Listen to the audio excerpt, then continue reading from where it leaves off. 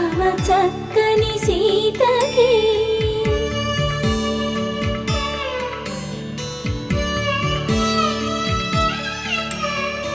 ఎర్ర జాబిలి చేయి రాముడేడని అడుగుతుంటే చూడలేదని పెదవి చెప్పే చెప్పలేమని కనులు చెప్పే నల్ల పూసై